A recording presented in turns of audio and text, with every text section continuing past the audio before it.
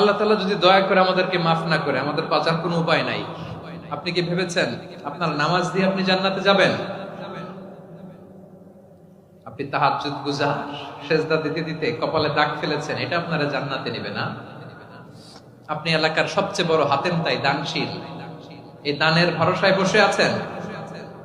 কশিন কালো আমাদের নামাজ, আমাদের রোজা, আমাদের ইবাদত, এগুলোকে মিজানের পাল্লায় উঠালে কোনো ওজনই হবে না।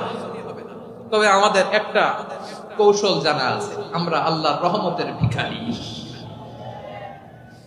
আমরা সেদিন আগেই গুনার স্বীকৃতি দিয়ে দেব। আমরা বলবো, আল্লাহ তুমি প্রশ্ন করার আগে তোমার একটা কথা বলি, আমারে কিছু জিজ্ঞেস করো না, আমি সব করেছি। এমন কোন পাপ নাই যে পাপ আমারে দিয়ে হয় নাই। তোমার রহমত দিয়ে তুমি জান্নাতে পাঠাবা। তোমার জীবনে এমন কোন গোপন সাদাকা আছে নাকি যেটা আল্লাহ ছাড়া কেউ দেখেনি? এই গোপন সাদাকাটা আল্লাহ খুব পছন্দ করে।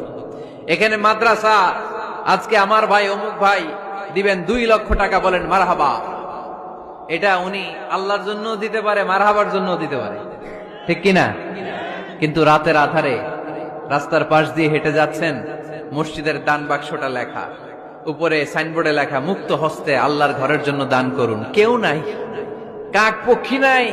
রাত বাজে 2টা, হঠাৎ করে পকেট থেকে 1000 টাকার বা 100 টাকার কচকচে নোটটা আপনি দান করে দিলেন। ওই দানটা 1 কোটি টাকার দানের চেয়েও বড় দান। কারণ দুনিয়ার কেউ তখন দেখে নাই, দেখেছে কে? কেউ যেটা দেখে না সেটা দেখে কে? কেউ যেটা জানে না সেটা জানে কে? সবার চোখ ফাঁকি দেয়া গেলেও আমার আল্লাহর চোখ ফাঁকি দেয়া যায়? এজন্য দান করতে হবে একজনের খুশির জন্য। তিনি কে?